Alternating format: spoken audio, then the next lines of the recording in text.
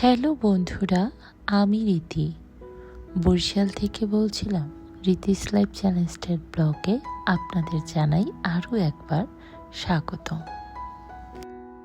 কাছে এবং দূরে যে যেখান থেকে আমার ভিডিওটি দেখছেন, আশা রাখছি সবাই ভালো এবং সুস্থ আছেন। আমরাও অনেক ভালো আছি ঈশ্বরের আশীর্বাদে।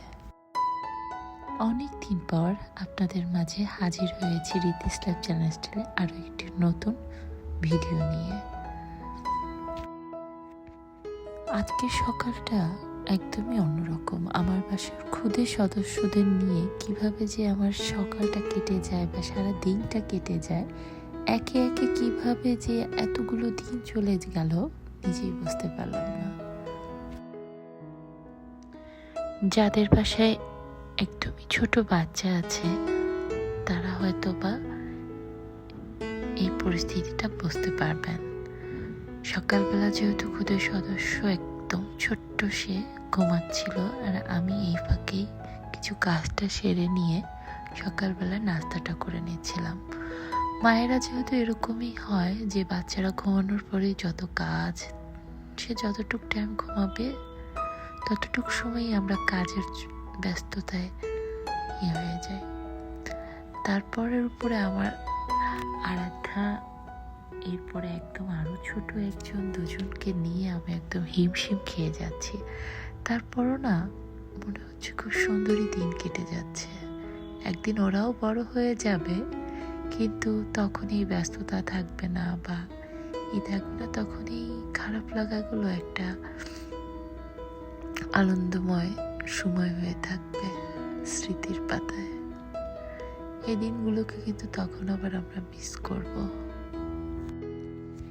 এই যে আমার মাটা এখন কত বড় হয়ে যাচ্ছে, সে অনেক দুষ্টু কিন্তু তারপরে অনেক কিছু বোঝে। আর সে এখন আমার নিত্য দিনের সঙ্গী। আগে যেরকম বাসায় থাকলে আমার খুব একা মনে হতো, কিন্তু এখন আর আমার সেটা মনে হয় না।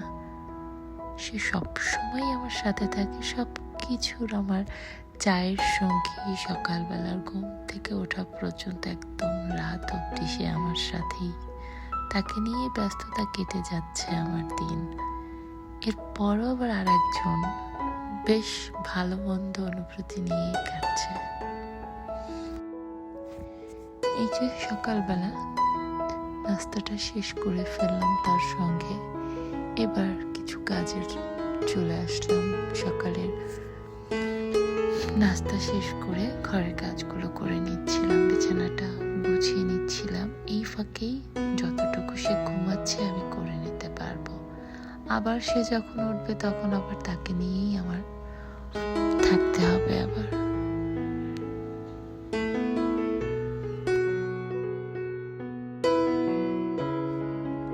আমি একদিক গোছাচ্ছি আর একজন আমাকে অনেক কাজ গুছিয়ে দিচ্ছে তাড়াতাড়ি করার জন্য। মানে আমি গোছাই আর সে এলোমেলো করে আমাকে আরো পিছিয়ে দিচ্ছে কাজের জন্য। আর এই যে আমার রাজপুত্র এখানে ঘুমাচ্ছে।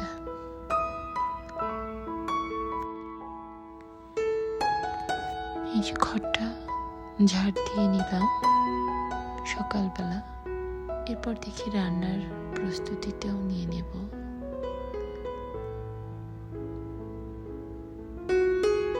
যাই হোক, খুব ছোট্ট একটা ভিডিও আপনাদের মাঝে শেয়ার করলাম।